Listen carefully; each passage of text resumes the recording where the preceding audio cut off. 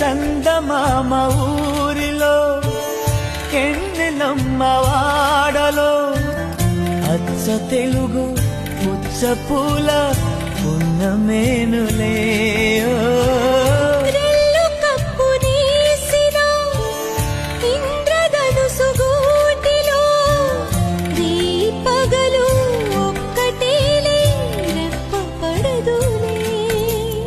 మబ్బులే మననేస్తులు చల్లగాలునా పల్లకీలలో సుక్క సుక్కని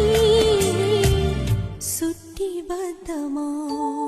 నిండు నూరేళ్ల సావాసం